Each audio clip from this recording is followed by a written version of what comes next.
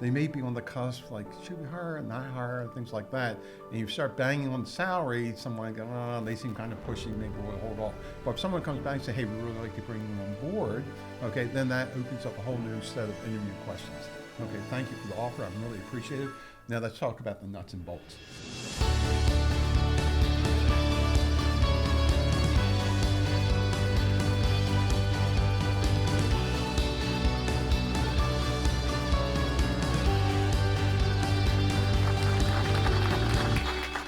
So welcome today. I am so super excited because we have with us Dean Harrison.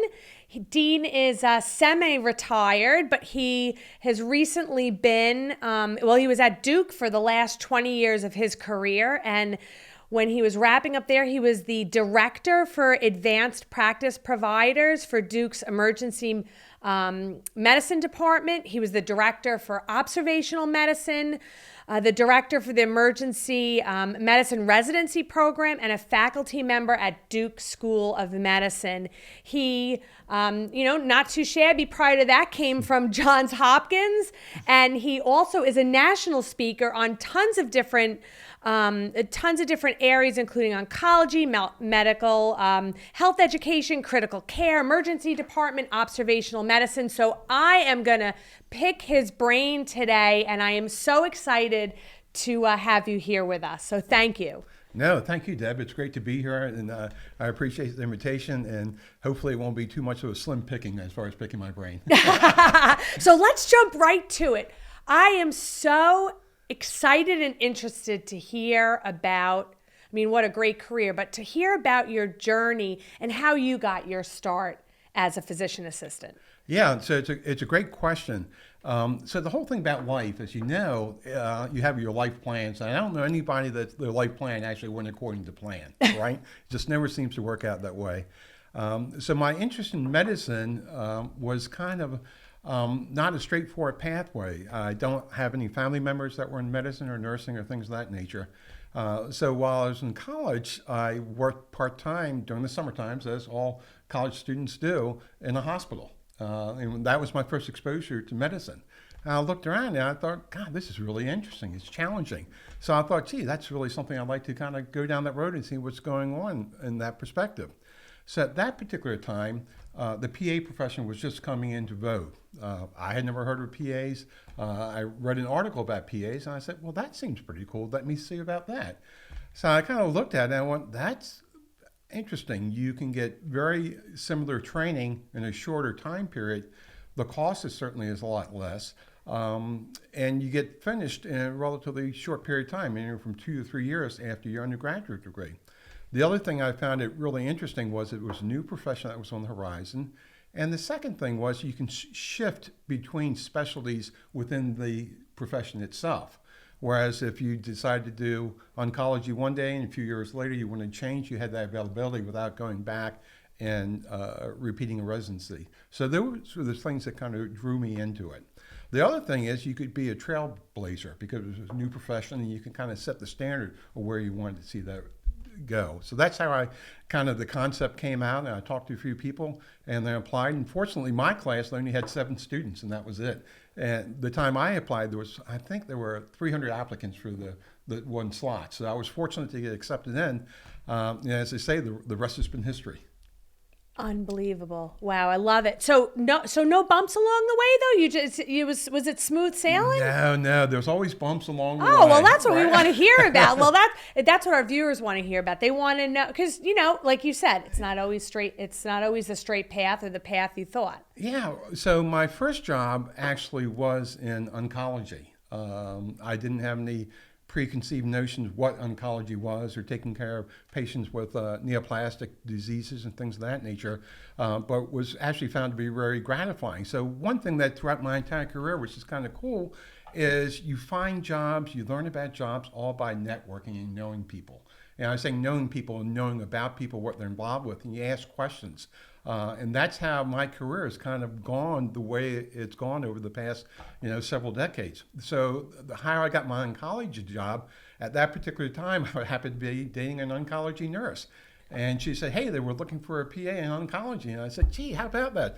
I'm graduating, I'm available, So one thing led to another thing, and then I got the job, and then I developed a really keen interest in oncology, and that went into from general oncology. Then I got into pediatric oncology, and then I transitioned to bone marrow transplantation, and then I became the chief PA. And during that period of time when I was Hopkins, and then I also was involved in teaching and setting up student rotations. So that was kind of my start. Now, the bumps in the road. There were plenty of bumps in the road. And what do I mean? Well, the good news about a new profession is it's exciting. The bad news about a new profession, not a lot of people have heard about it. And there was always a lot of resistance as far as saying, gee, we don't know anything about the PA concept. We don't know anything about PAs.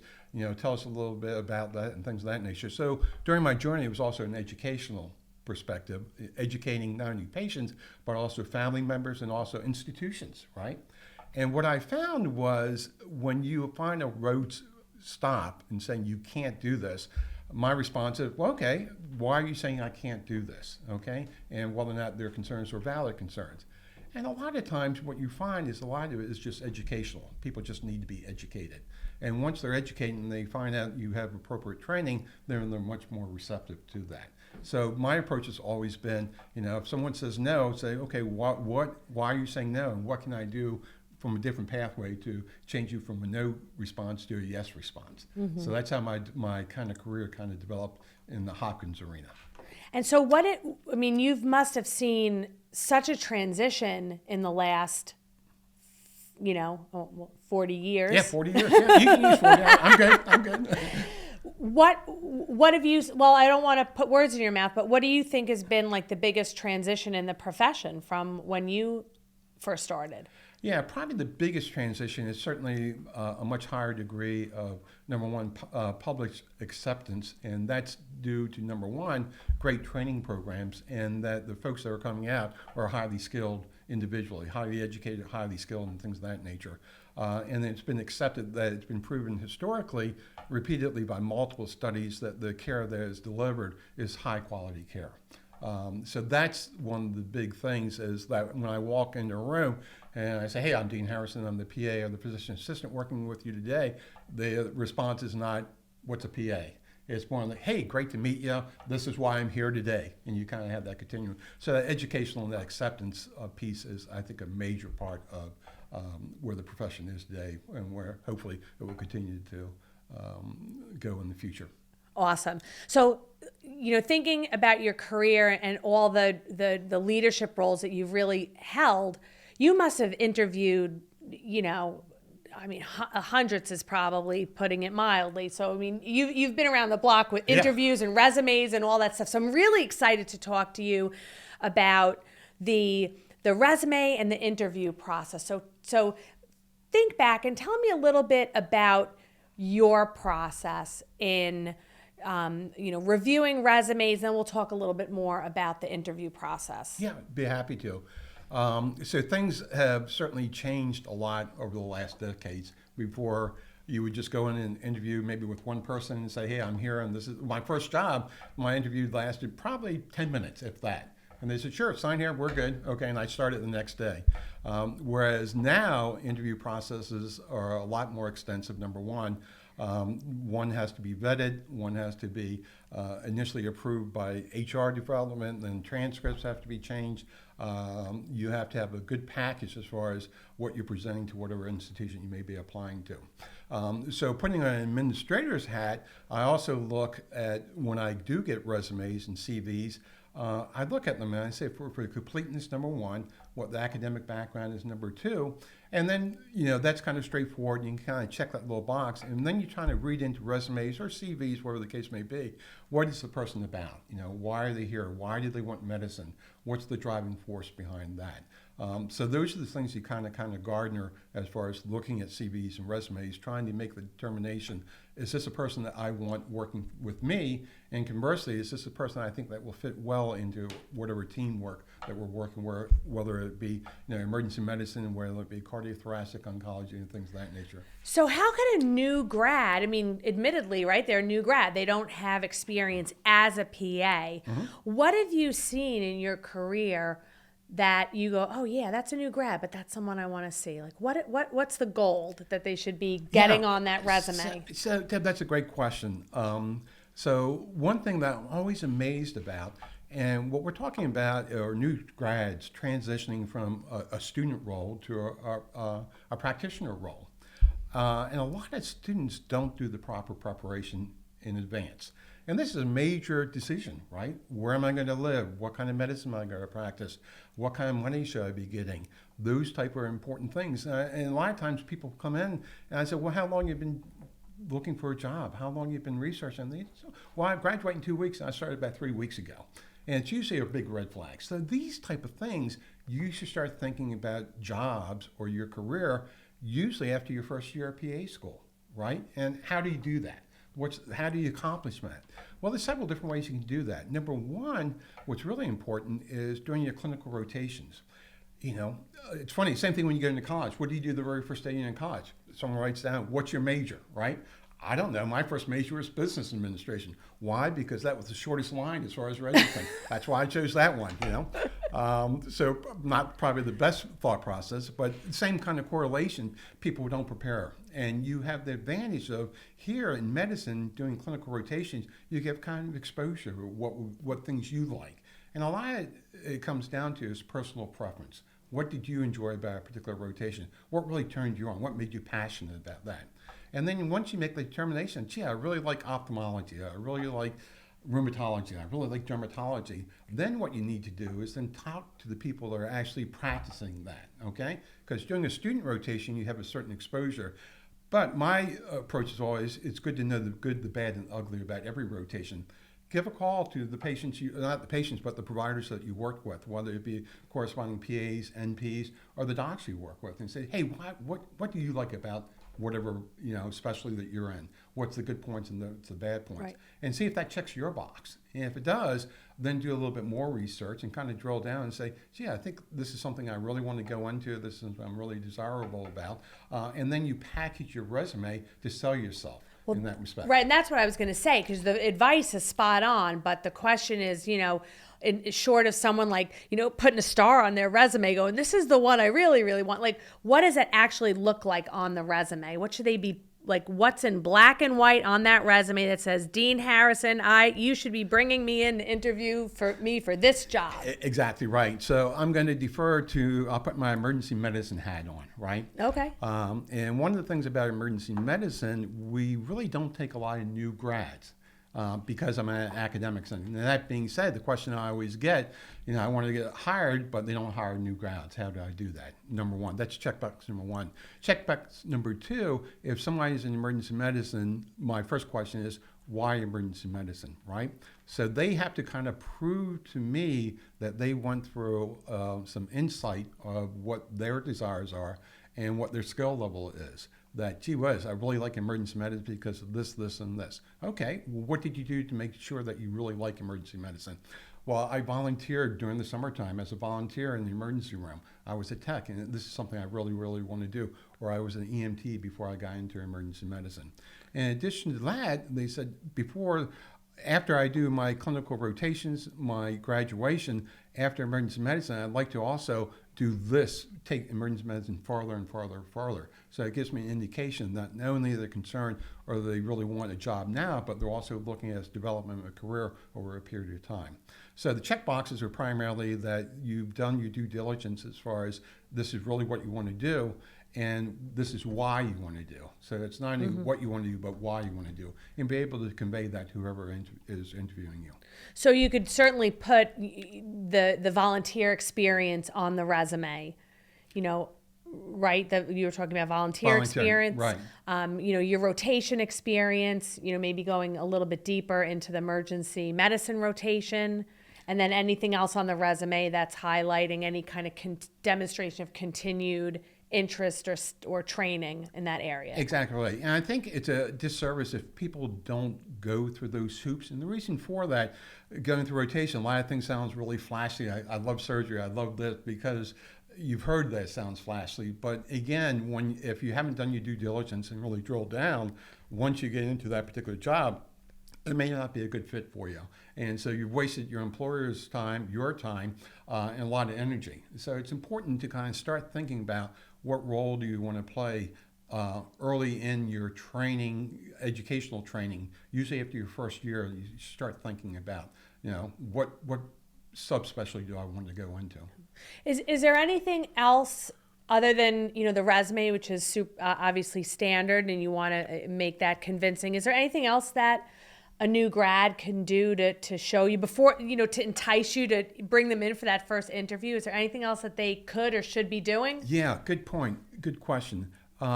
Usually you get a slew of resumes, CVs, and everybody is pretty much the same. So you're going to say, well, what separates this person from someone else? What makes them go to the front of the class, so to speak? And that shows what you're trying to do is get a sense of what the personality is about, what their interest, what their passion is about. And you could say, well, this person likes other things, meaning that they're involved in the community. They like skiing, they like planning, they like travel, versus I don't really have any other interests. I just do medicine. So what you're looking for is someone that's well balanced, that's mature, that has good insight of what their desires for their future career development is, but at the same time is doing an approach that makes it's well balanced, that they won't get frustrated after several months on the job and saying, this is not really what I want to do type of scenario. And again, most people have to understand, I've yet to meet anybody that after they've had a career, whether it be 5 years, 10 years, 15 years, they don't have the first job, they're not in the same job that they had when they initially got out of PA school. So it's a learning process, and usually it takes anywhere from a year to 5 years for people to actually find out what their true niche is, and that has to be done just by experience and being exposed to a lot of different environments and a lot of different specialty practices. Mm-hmm.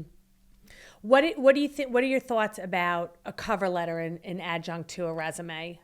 Yeah, so cover letters really don't impress me that much, because mostly a cover letter is just, hi, this is my name and things of that nature. What I find, and again, you're looking for someone that is going above the usual, right? So you can find out, regardless of what specialty you're going into, who the players are. And when I say the players, I'm talking about primarily who's the chair of the department, who's the chair of the corporation, who's the CEO, or things of that nature. Unfortunately, in today's environment, a lot of folks jump through the appropriate electronic hoops as far as putting resumes, CVs electronically into different departments, and sometimes they never get to the right person. All right. So what you have to do is find out who the major players are. Once you determine that, send them an email. Say, hey, and then you introduce yourself that way, or just make a call. Not necessarily a cold call, but call the secretary and say, hey, I'd like to speak with Dr. X or Mr. X about a potential employment. And you'll be surprised, probably 99% of leaders are more welcome to that kind of interaction, and they're more willing to speak with individuals. I've spoke hundreds of hours over the years when people just give me a call and say, hey, can you tell me a little bit about your establishment, your job? What do you think? Do you think I'm a good candidate or not a good candidate? And I think, again, most true people in leadership positions will answer that question and tell you honestly, I think these are your good points, these are your bad points. So instead of doing this kind of, I'm not really sure what I should do, what I shouldn't do, if you talk to the primaries that are involved, they maybe help to direct you, that will make you a much better candidate. I love that advice, doing something different and not just doing the standard, electronic application. So let's move into, so now you've, picked some resumes to interview folks to bring in. Talk to me about how you bring somebody through the interview process. What's that like? Through the actual interview process. So the structure we had to do, everything initially goes through HR, and then initially gets vetted. So the way, from an administrative perspective, I'll notify HR and say, hey, we're looking for these type of individuals to fill these kind of slots. So what they'll do is send me a list and say, hey, these are the people that applied. Do you think they're appropriate for interview or not to interview? So you go through that initial vetting, and that primarily consists of, are they board certified, or they're about to take their boards, do they have appropriate academics, what's their interest in emergency medicine, things of that nature. So I kind of go through that little checklist. And if they look like good candidates, then I'll bring them in to interview, okay? And so interviewing process, you have to understand, is a stressful time, right? And I realize for you too? For me too, absolutely. Are you kidding? I've had, the whole spectrum of interview processes. I had one individual came in, and I think I'm a pretty laid back guy, being down the South, we're kind of laid back. We're not, I'm not going to pimp you about clinical questions or things of that nature. And I had this one individual came in, and she just had a flat anxiety panic attack. So she sat in my office, and I said, hey, how are you doing? My name's Dean. Welcome. And she just started hyperventilating and crying for about 5 minutes, and just had gotten herself so worked up and so anxious. And I felt just, gosh, take a break. Don't worry. It's going to be okay. So after about 10 minutes, she calmed down and everything went well. So what I usually do when I see people for the first time, I kind of hopefully diffuse the situation and make it less anxious. I usually introduce myself and say, hey, welcome to coming to Duke. The other thing I then say, I said, during this interview, the most important thing you should be doing is interviewing us. As we interview you, you should be interviewing us. Okay, it's a two-way street. And then you, at the end of our interview, I'm going to say, you can make a decision. Is this somebody I really want to work with, or is this somebody I want to run from the building as soon as possible and get out of here? So the first thing I try to do is relieve their anxiety and just calm the room down. I have to ask you, because I've sat at this table and have had other conversations, and maybe it's what part of the country you're from and living in, but sometimes, like, the person who hyperventilates and they're going for an emergency medicine job, they're going to tell them, like, yeah, this one, like, this is how she's going to be with a patient, or once we get her here, no way. But you seem to, you said that she relaxed and calmed down, and that it wound up going really well. Yeah. So. Yeah. Well, I think, we tell candidates to go the extra mile, but I think any true leader should also equally go that extra mile too. And understand, you need to appreciate it's anxiety producing. And because of that, then you have to do what's appropriate for, to calm people down and things of that nature. I was going to say, well, you also said, which I think is important, like, that you're nervous, that you have a certain amount of anxiety during the interviews. And I think that's very humanizing, because I think you feel like you're going in for an interview and, like, oh, the person I'm going to interview with, they're perfect and they do everything right, and I have to put on a show for them or whatever, but you just humanized it, so thank you. No, the thing is, you want to convey a sense of understanding candidates' situational anxiety, okay, and be aware of that. And I think most candidates would appreciate that and go, gosh, that's, instead of just being thrown out of the room, say, you're wasting my time, get out of here type of scenario. And I'll tell you a little story, just for situational anxiety, right? It's called perception, right? You think I've got this, right? So when I was recruited down to Duke, and I had to go through 14 interviews. Oh, wow. Just a couple. Just a couple, 14 interviews, right? So my last interview, I talked to the chair, you got the job, no problem. And that afternoon, I get a call. He says, Dean, I'm really, really sorry, but I'm not going to mention names, Dr. X didn't interview you. He's pretty upset. And I go, okay. I said, who's Dr. X? So he was a big guy there. I said, he says, could you fly down today for the interview? I went, yeah, sure, no problem at all.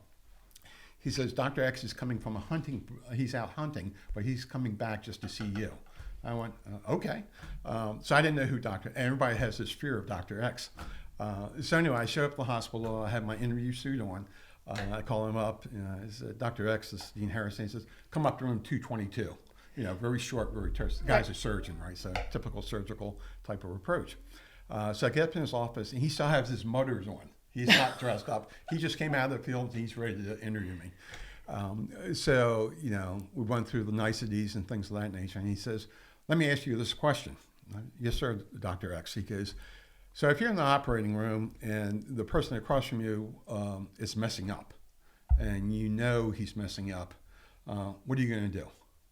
And I go, Okay. And I thought for a second, and I'm thinking, well, probably what I would do is excuse that person from the operating room table after the surgery, sit with them and say, hey, listen, you seem to have a little problem during this procedure, whether or not it's an educational aspect that needed to be addressed or some other aspect, maybe surgery's not the best thing for you.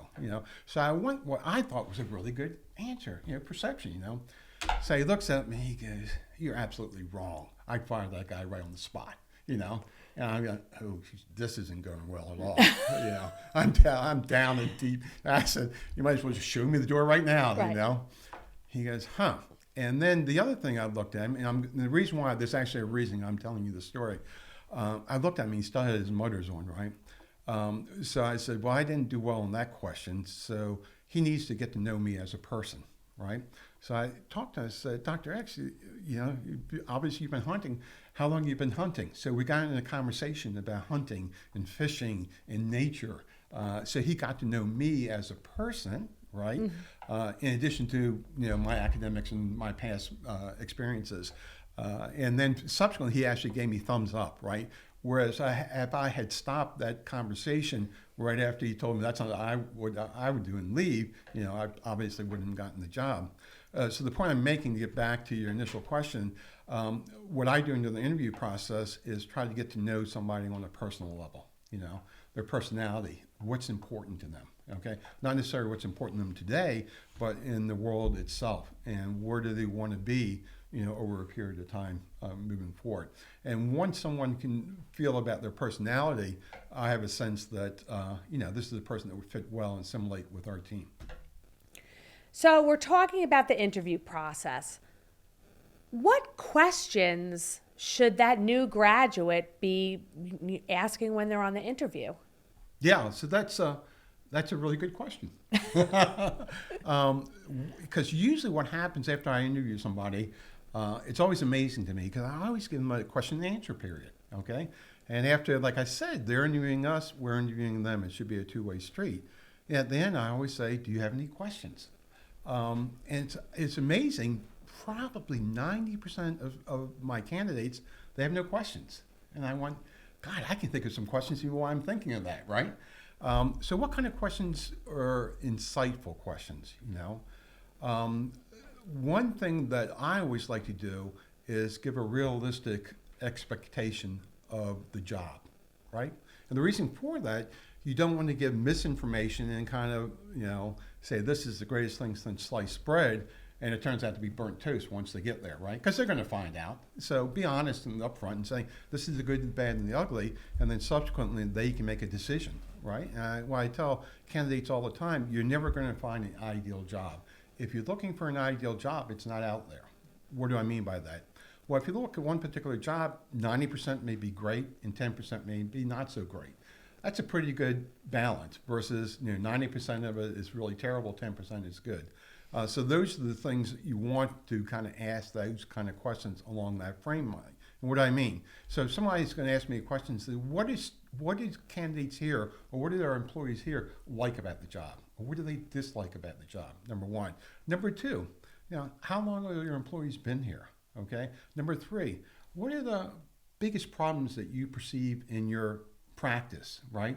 And how long have those problems been there? And what have you guys done to solve those problems? Okay. Number five, I'm going on, so I'm going to lose track. So I'm Figure just going at to go. 4. I'm at 4. So number 5, how am I going to be evaluated on my performance? How do I know if I'm doing a good job or a bad job? Obviously, what we do at Duke, we do evaluation. We have a mentoring program, quarterly evaluations. But if I'm going somewhere and I want to know if I'm going to do a good job or a bad job, I want to know, well, how am I going to be judged for that? So that's another question. What's the metrics you want me to meet, right? What's the expectations, not only you as my boss, but what's the expectations of the department? What's the expectations of the university or a large practice? What are you looking to get from me? And then also kind of, your rudimentary things, what are your benefits? What are the hours? And then it gets into negotiating about salary, And everybody's always hesitant to, it's that kind of the elephant in the room, the salary discussion. And will you have that up front? Will you have that in a first interview, or does that come a little bit later? Yeah, but again, I think this is, doing due diligence, right?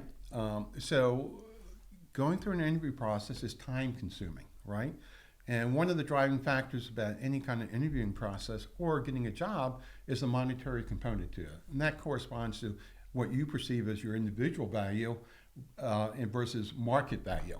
Sometimes they're they're equal. Sometimes they're way apart, right? The problem, when I say the problem, I don't mean this in a derogatory aspect. New graduates really don't have a lot of leverage, right? They can't come in and say, hey, I got 20 years of experience. These are my publications. I've saved 500 lives in the past 2 hours. You should hire me, right? They're just like, I'm out of school. I never had a job. Please hire me. That's kind of the leveraging capacity. But equally important, it's important to kind of talk about those discussions. And you should do your due diligence before, and you can do research and find out what salaries are, okay, give or take.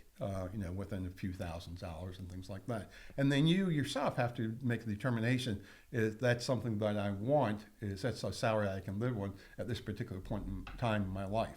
Now, the other aspect you have to also take into consideration is growth and development, right? So most students, when they first get out of PA school, they have their financial responsibilities of paying back loans, but vast majority aren't married, they don't have a house, they don't have a car, they don't have families and things of that nature. But 5-10 years down the road, obviously, they may get married, they may have kids, they may have a house, may not have a house, depending on the housing market, right? But then correspondingly, you want to say, what's my growth? I'm going to start at this salary. What's my growth potential over the next X years, right? It should be a cost of living thing. Is there bonuses at the very end? Do we get incentivized and things of that nature? And they're kind of the nuts and bolts and specifics as far as any kind of salary negotiations. It may come back and say, this is it, this is all we got. Or it could be, yeah, we can do this, we can develop this kind of program. So those are kind of the basic kind of questions I would suspect it's important information for a candidate to know, because what you don't want to do, walk out of the room and go, I could have had a V8. What do you mean? Well, I forgot to answer my questions, right? And so before you even go to the interview, write down these questions, right? And maybe, hopefully, during the interview process, check that box. So you answer that question, you answer that question, you answer that question.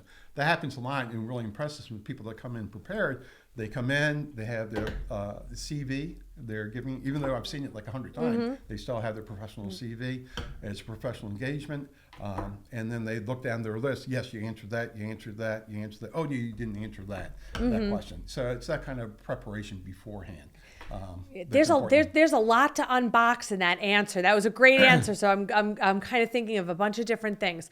So I want to roll it back just a little bit and talk about a new graduate coming in and asking the question, and ask it deeply, maybe do some follow-ups about mentoring.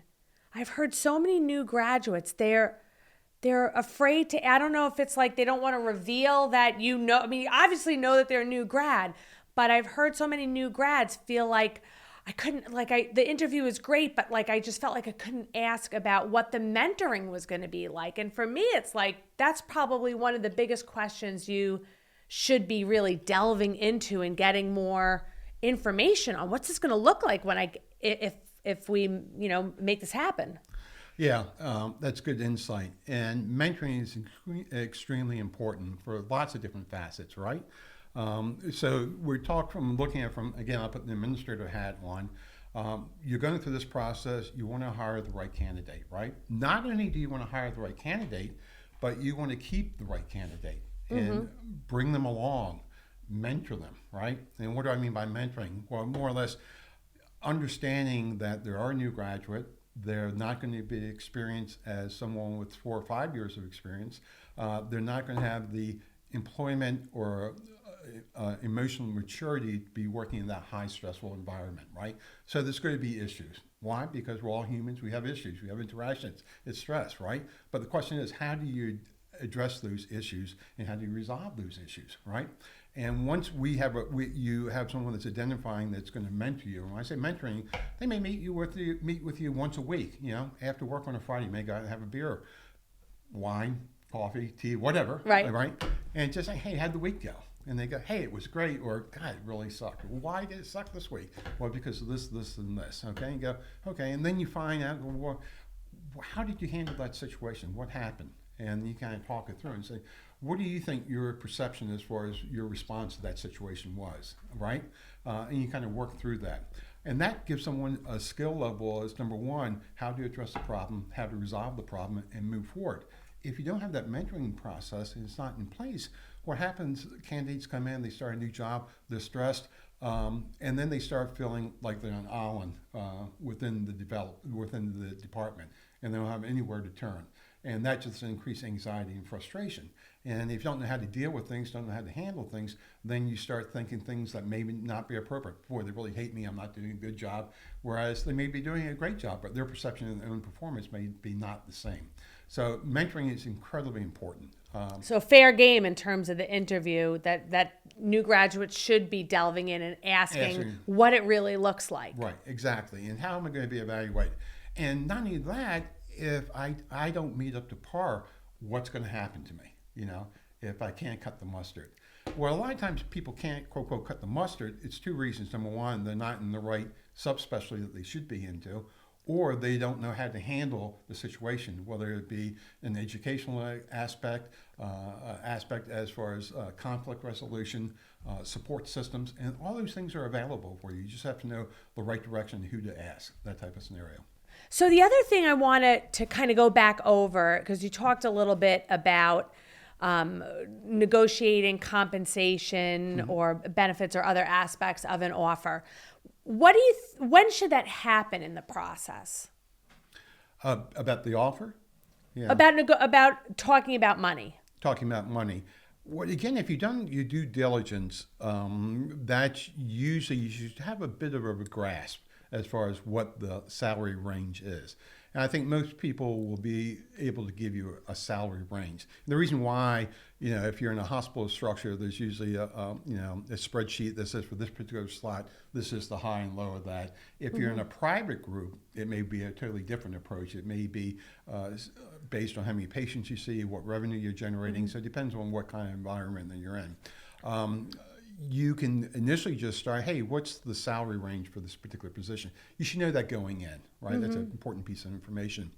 I would not bring up specific salary unless you are actually offered the position, right? And the reason for that, they may not even decided to hire you. Or they may be on the cusp, like, should we hire or not hire, things like that. And you start banging on the salary, someone goes, oh, they seem kind of pushy, maybe we'll hold off. But if someone comes back and says, hey, we really like to bring you on board, okay, then that opens up a whole new set of interview questions. Okay, thank you for the offer. I'm really appreciative. Now let's talk about the nuts and bolts, okay? And then you can bring up the negotiation about salary, right? And salary can be all kind of things, right? Not only, and you have to put it in perspective. And unfortunately, this comes to candidates not really being well educated as far as the financial structure of a job, right? You have your base salary, right? But in addition to that, you also have the contributions for healthcare insurance, dental insurance, vision insurance. You also have taxes that federal FICA taxes that your employer pays for. You may have, wherever you are, you may have a certain CME allotment, vacation pay time off and things of that nature. That's important. Tell you a quick story, right? Talking about, gee, you really think you're pretty smart, right? So after I left Hopkins, I was kind of burned out there. I chased the money. And what do I mean when I chase the money? So I got this call. Guy calls me. I goes, hey, Dean, this is blah, blah, blah, blah, blah. I go, oh, hi, how are you? I didn't know who he was. He goes, I just heard you give a lecture. Have you ever thought about going in the private sector? And I said, no. He goes, you mind me asking you what salary you make? And I go, well, no, I don't care. You can probably look it up and finally, figure it out. He goes, I'll double your salary if you come work for us. And I went, I am that. Wow, that's pretty cool, right? I said, sign me up, right? So me being pretty stupid, didn't do all my due diligence and things of that nature, but I just kind of chased the money. Two things went rapidly wrong. Number one thing that went wrong. When I left Hopkins, I had, I think, 4 weeks of vacation. So I negotiated back and forth with this guy about vacation time. I said, I have 4 weeks now. He goes, we can't do that, I said, well, how about 3 weeks? Can't do that either. And so we negotiate 2 weeks. And I felt pretty good. Negotiate 2 weeks, I'm pretty good. So went on my 2-week vacation, came back, went to give up my paycheck, no paycheck, right? And I went, where's my paycheck? He goes, what paycheck? He goes, you haven't been here for 2 weeks. I go, I know, I was on vacation. He goes, well, yeah, we negotiated taking time off, but we didn't negotiate was paid time off. And I went, oh, lesson learned, right? Wow. Right?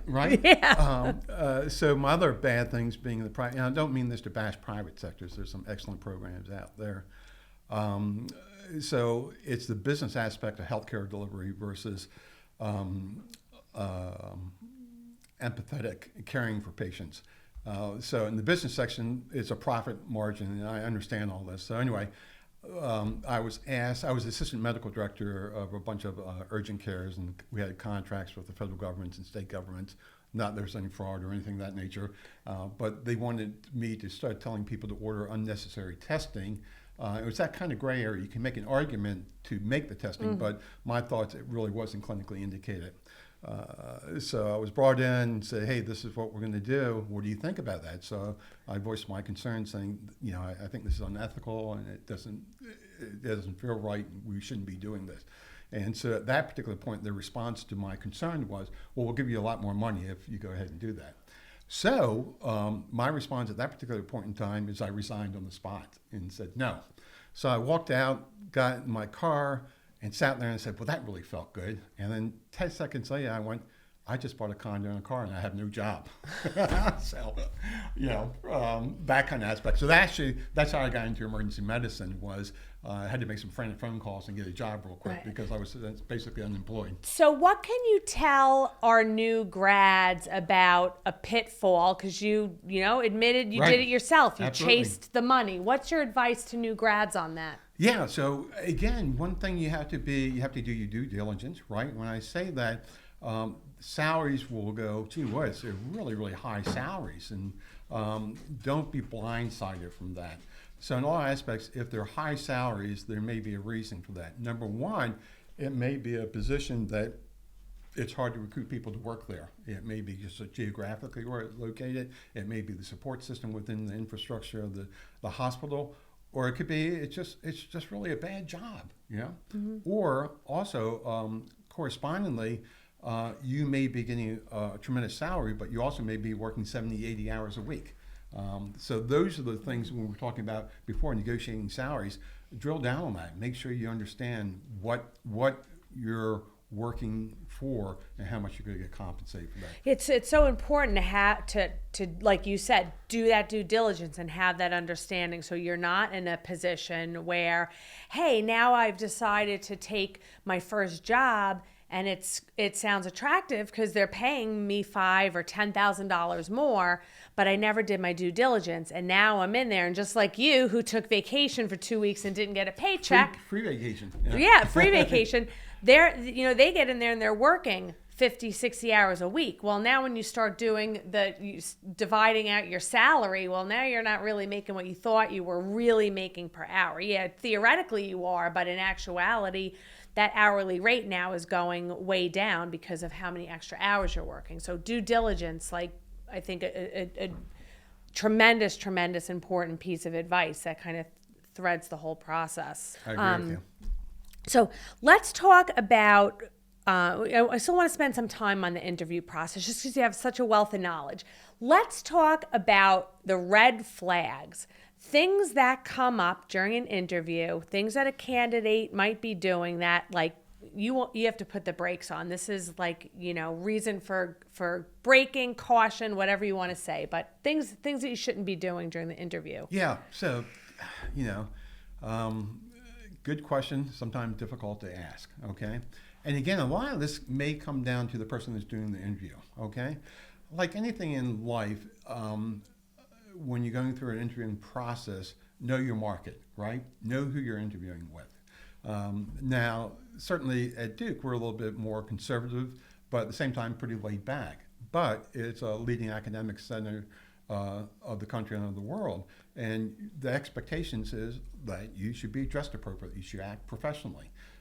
I've had candidates coming in dressed appropriately and other people coming in dungarees and a t-shirt. Look, he's just from the same thing, the trash. And you just look at somebody and you go, boy, that's kind of an insult to the institution, number one, an insult to yourself that your self-appearance is such low that you're presenting yourself in that way.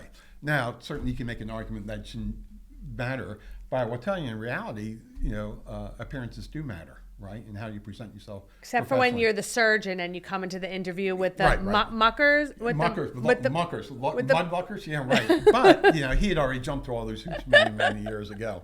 I'm sorry, I lost my train of thought. So other red flags, right? So here's the other thing. And you just kind of sit back. It goes back to your thinking in your brain, like this person is totally clueless, And you may explain to them, well, the job entails you doing this, and this, which is pretty sophisticated type of either medical care or a procedure. And not only in men's medicine, you could do it in surgery or dermatology or rheumatology or OBGYN. And they sit there and they're new grads and they go, yeah, I got this. I can do that. Right. And I sit there and I go, God, it took me 10 years to know how to do that. And you know this already, And they do you ever say so that? Oh, I have said that. I said, really? It took me like 10 years to learn how to do that. You already know how to do that? Oh, yeah, I got that. So they're kind of red flags. So why are they red flags, right? So you worry about what we call cowboys and cowgirls that, I got this, no problem. Because, again, it comes back as far as self-perception, right? Your true perception of what your skill level is, what your availability is, and things of that nature. Some people are really right on spot, and some people are way off, right? So you kind of watch for those people that are way off, that, they're just totally clueless. Why? Because that's dangerous. Why? We're not putting widgets on little sticks that walk by. You're talking about taking care of patients, the well-being of patients and their families and things of that nature. So you have to know what you're doing. And the last thing you want is someone that's overconfident. The classic, they don't know what they don't know. So they're big red flags, right? The other thing that are big red flags in my arena of red flags are people that play the blame game, right? So we all make mistakes, right? And usually you say, well, gee whiz, you worked at this particular thing in the past, you're leaving your job, you're coming here. Why are you here? Well, gosh, at that other place, it was just terrible. They did this, they did that, it was their fault, that kind of stuff. Mm-hmm. That tells you, that's someone that doesn't have a good sense of conflict resolution or issues in their life, like, gee whiz, what did I do wrong? How do I rectify it? How do I identify what I did wrong and move on and change that kind of behavior? So there are another red flags, people that won't take responsibility for prior issues. Now, that being said, you may have prior issues, but if someone says, hey, listen, I had this bad falling out with Dr. X, but, I learned from it, I resolved that, we have a good conversation, I moved forward, that to me, that they've grown from that encounter. And that's incredibly important, is whether or not someone can identify what their shortcomings are and then work through in developing new skill set to make them a better clinician or a better team player within the institution. The other aspects you worry about are people that are name callers. And my approach has always been throughout my career, whether it be at Hopkins in the private sector, at Duke, is we're all a member of a team. And what do I use for analogy? And this is kind of old school, but I use the analogy of a wooden wheel. Remember back in the Westerns, the old Westerns, they had the wagon train. Yep. And they had the wagon trail, and they had these wooden spindles that keep the wheel going, right? So whether it be in healthcare or business organizations, each of those spindles represents something. Whether it be the medical aspect, whether it be the nursing aspect, whether it be the laboratory, whether it be the folks that clean the floors. They're all equally important. They have different skill set, but equally important as that wheel rotating. And once you take that spindle out, the wheel's going to fall off, and there you go. So the thing I always is a big red flag, or people don't represent the value of other individuals on the team, regardless of what their educational, their social, economic background, and that that everyone brings something to the table. How would that come across? I mean, like, how does that come across in an interview? What is someone saying that makes you... Somebody may be derogatory to the nurses, okay? They may be derogatory to the medical staff, or saying, boy, those people just don't know anything, a bunch of dummies, Nurses there were just terrible, collectively. So it's that kind of verbiage that you hear that draws up red flags. Lots of great information. So let's talk about green flags.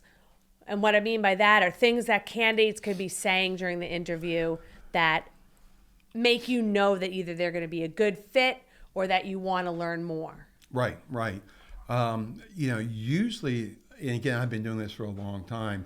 Usually, after 5 or 10 minutes, I already have decided in my brain, thumbs up, thumbs down. Sometimes there's a little bit of thumb neutrality going on, but usually it's thumbs up or thumbs down. So 5-10 minutes. 5-10 minutes. You know. I know. Okay. And how do I know? Right. And the reason I know is just experience. Like anything, the more you do something, the better you get at it. Now, sometimes I'm right and sometimes I'm wrong. It's like rolling the dice, right? Sometimes it will come up looking good. Other times it doesn't look so good. But in my experience, somebody that really makes me, I want to hire that person now, is they come in, they're professional, they're well prepared, they're well versed, they've done whatever they need to do as far as where you're working. Tell me about the institution, tell me about the practice, that they've taken enough interest, not only in themselves, but also interest in the institution or the practice, that they know what it's about. Number 3, they come in and they say, what can I bring to you, right? It's not that what can you do for me, but what can I bring to your team to expand your team to make it a better team, okay? How can I help you? And then additionally to that, they're saying, this is what I want to do. I want to learn and I want to grow. And after doing my clinical stuff, I have a good skill level for that. I'd like to kind of get into either research or teaching. This is my career path. I want to do it here. And I want to do it here for these reasons. So that tells me someone, number 1, that has social maturity, intellectual maturity, they're insightful of the work process, and they know where they want to go. They don't know quite how to get from A to B, but they want to be here for that journey. Right. And our job is to be there and help them through that journey and make them successful on the other side. Phenomenal framework, just like right there, those couple of things, what you should be doing to ace that interview. Awesome. So, Dean, what is the toughest question you ask on an interview?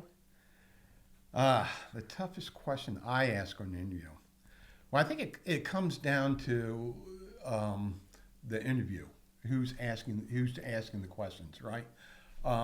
And what question I like to answer it, not to stress someone out, it's just more or less to ask them and see how they respond to situations, okay?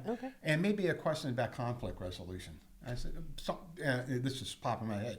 So you're working and you're taking care of this patient and you think this patient should not be discharged from the emergency room, right? Because you think blah, blah, blah, blah, blah, right? But you go to your supervising doc, said, I really think this person needs to be admitted to the hospital. And he says, no, discharge the patient. What are you going to do, right? So that. Well, I just got nervous for a second. I thought you were asking me. So I had this psych patient. Right? Hey. That's why I said that, right? If you guys don't know, Deb's a superb social worker in psychiatry at Columbia, right? So I'm sure she's been asked a lot of difficult questions. So the question is easy to get to ask a difficult question, and the concern is what kind of answer do you get to your difficult question, right? So if I'm asking difficult questions, and sometimes I tailor make it, I don't have a root one I do, but if there's something that I'm interested in this candidate, I may ask them a question to elicit a certain kind of response, meaning how do they handle different situations? And that tells you a lot, right? So the example I just gave, you disagree with this doc that you're quote unquote supervisor, right? What are you going to do? Well, that brings about your own self-worth, number 1. What's best for the patient? You're being advocate. Is the person making the final decision correct or incorrect, and what do? There's conflict with you and the patient. There's conflict on your interaction with your team member. There's conflict with what you think may be right but may not be right because you're a new graduate, So how would you handle that, right? Those kind of questions. And that's just an exemplification of, you can ask a tough question, The other tough question, and it just popped in my head, right? And this is in relationship to COVID.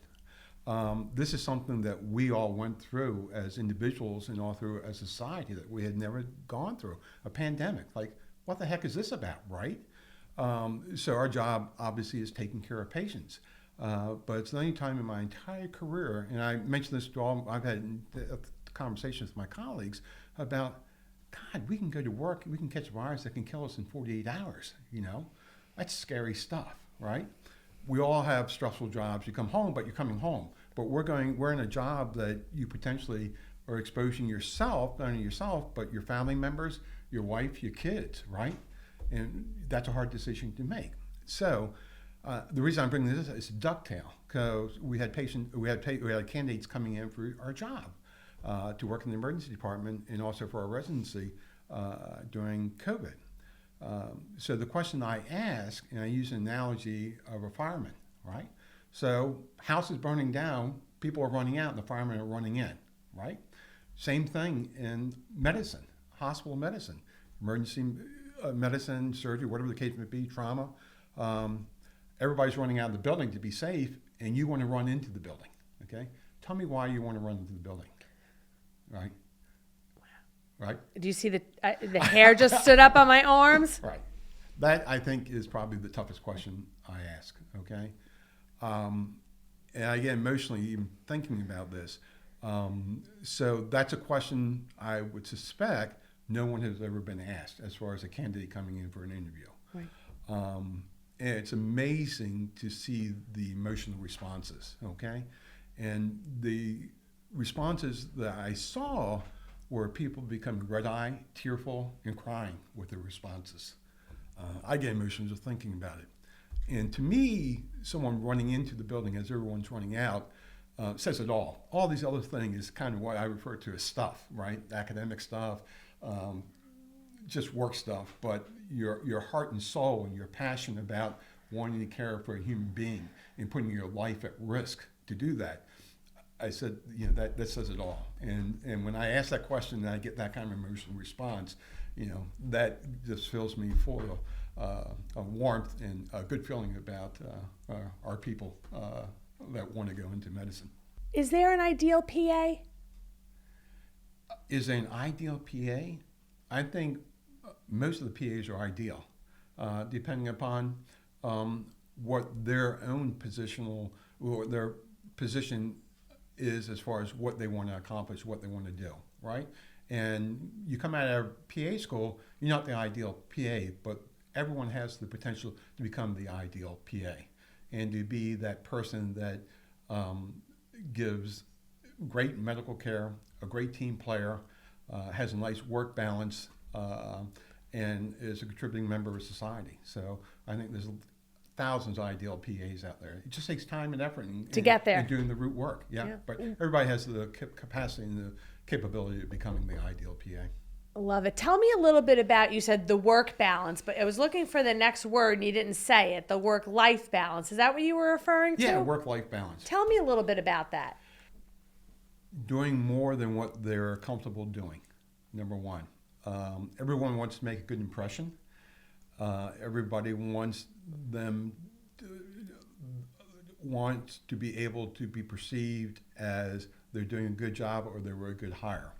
Now with that, you also have to understand your own particular limitations, whether because your training before you came into your job, your educational background.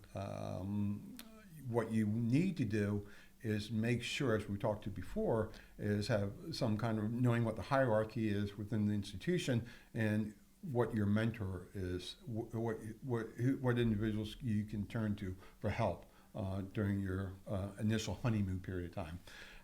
And the other thing is, again, I talked about this earlier, I think, perception, right? You may be perceiving that you're just doing really great. I give a lot of national talks, and sometimes I get dressed, I go out on the stage, I'm talking, and my wife sees my talk. She goes, "Are you out of your mind? What were you doing wearing that tie with that coat?" Like, I thought I was looking pretty good, but she says, no. So it's like perception, right? And when I do quarterly evaluations for staff, what I had done in the past, the very first thing I do is say, what kind of job do you think you're doing? What's your perception? Instead of saying, hey, this, and this. And again, I want to make sure they have good insight of an actual perception of their performance versus their self-perception, right? And then I talk to them and say, well, I think you're pretty much on the mark on this, but you're way off the mark on this.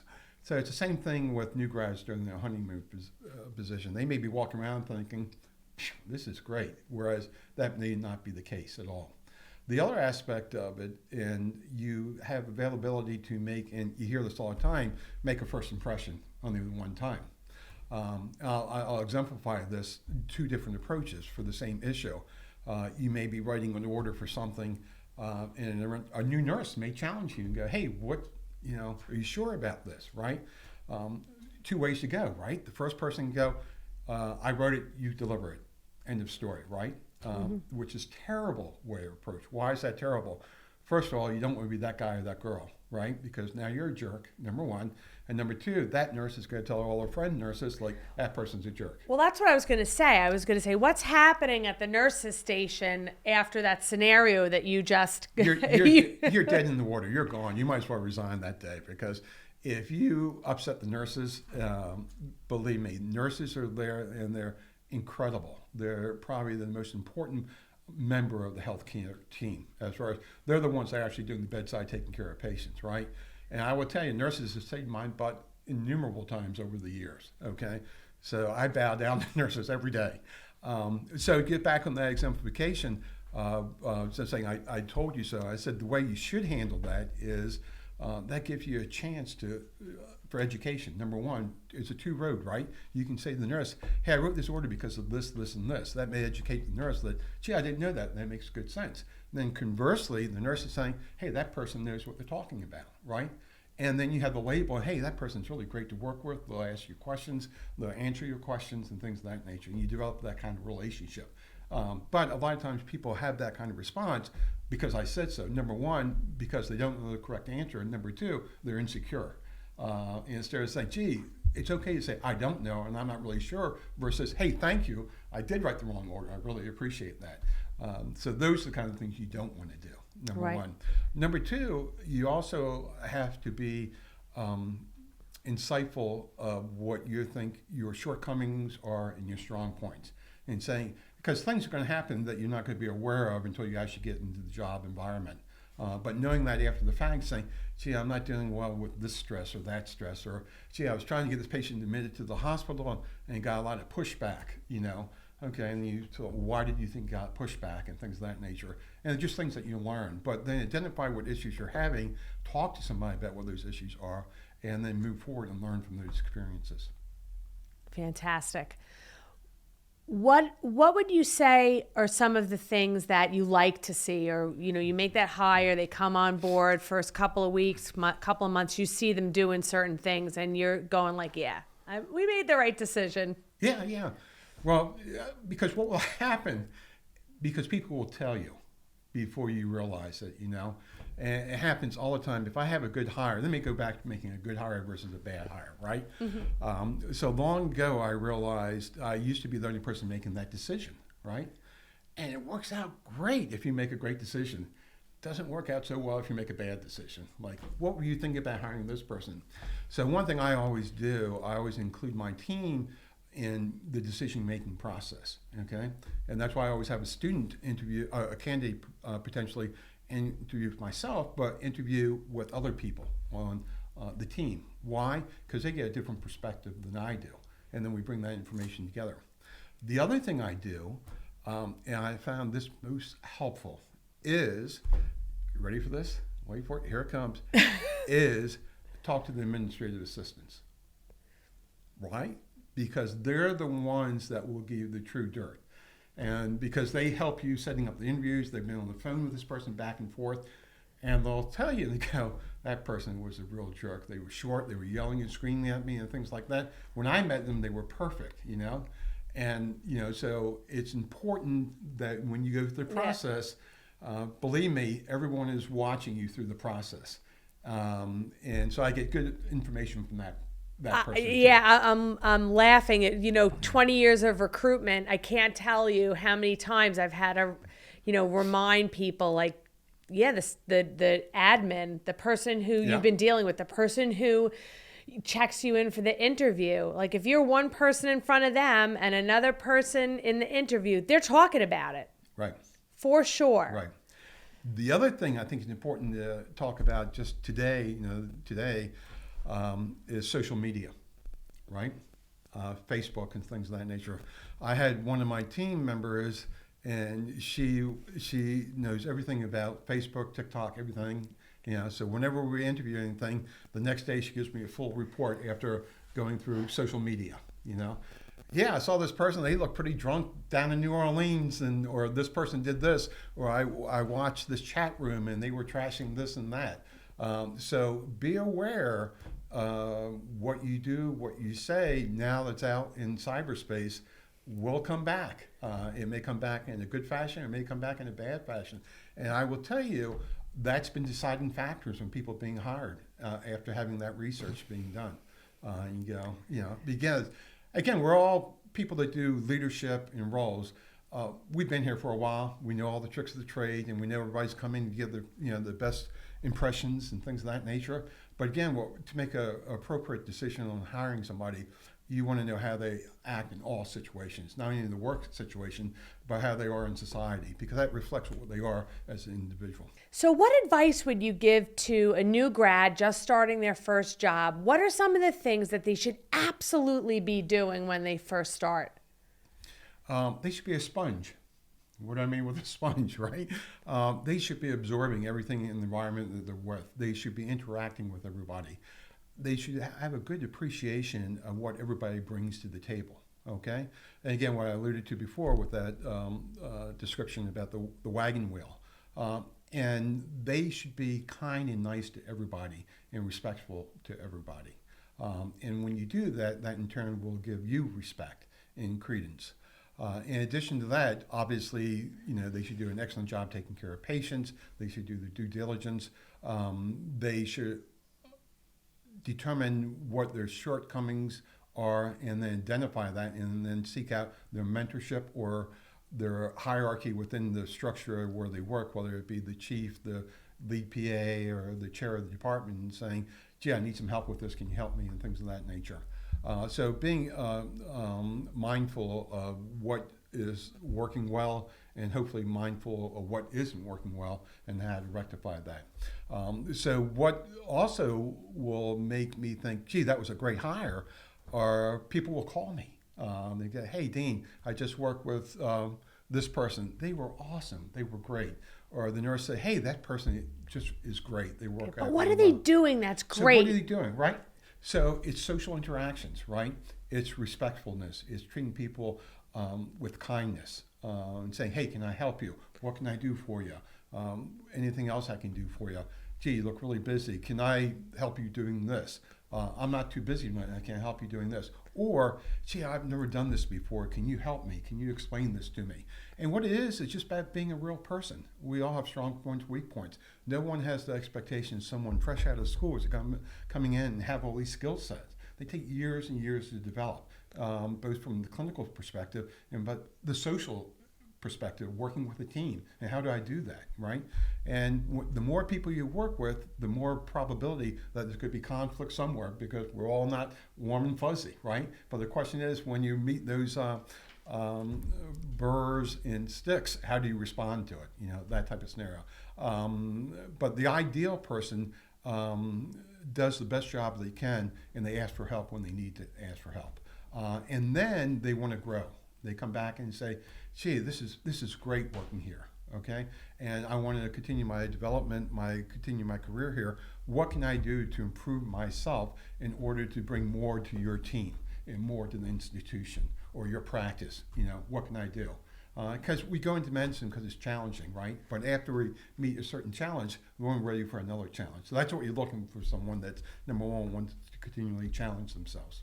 So let's talk about making a mistake. Mm-hmm. Invariably, it's going to happen. Every provider is going to come to that point in their career where they make a mistake. What's going through your mind, and how should that provider handle a mistake? Yeah, it depends on what kind of mistake they're making, right? If it's a clinical mistake, it's a social interaction mistake, you have to identify what happened, what the mistakes, what were the contributing factors that made you make that mistake. Was because you were unaware of maybe the medication interactions, maybe you were unaware of dosing thing, or maybe you made a mistake the way you presented a patient that really wasn't accurate and things of that nature. So we all make mistakes, right? So number one, the thought process is not necessarily to make a mistake, identify what mistakes etiology was, but how do you respond that you don't make the same mistake twice, right? And the way you do that primarily is bring that mistake, whatever it may be, up to whoever your chief is, your mentor, and say, hey, I made a mistake, this is what happened.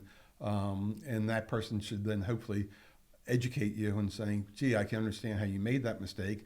This is what you need to do. Now, the problem being in medical care, mistakes can cost lives, right? And so that's why we have checks and balances. That's why I alluded to you earlier. Rely on your nurses, rely on your colleagues to limit what kind of mistakes you potentially can make. And usually in most institutions, there's checks and balances that mistakes don't happen.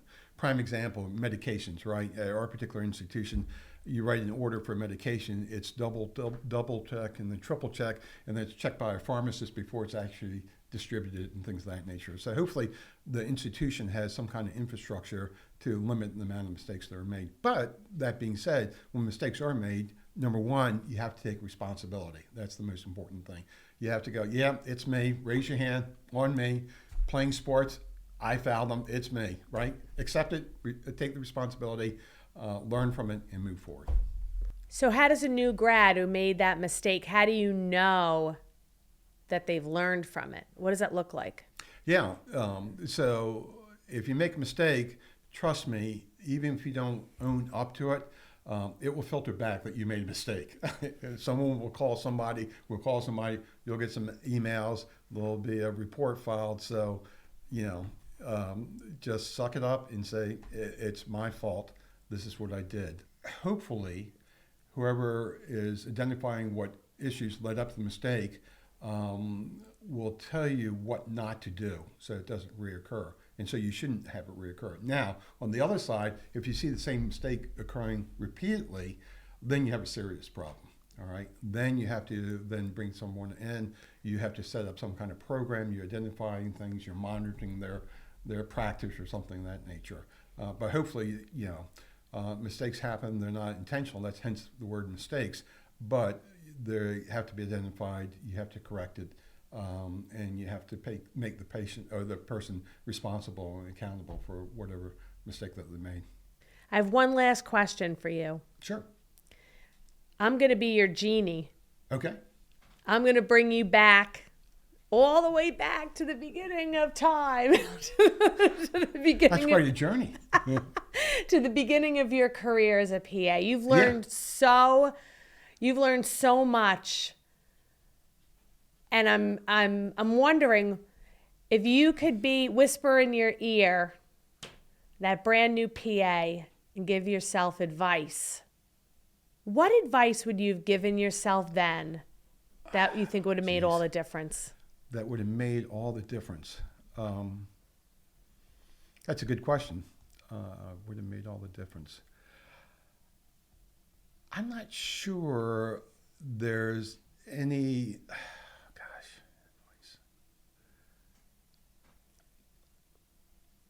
Probably the advice would be seek out support, seek out mentorship.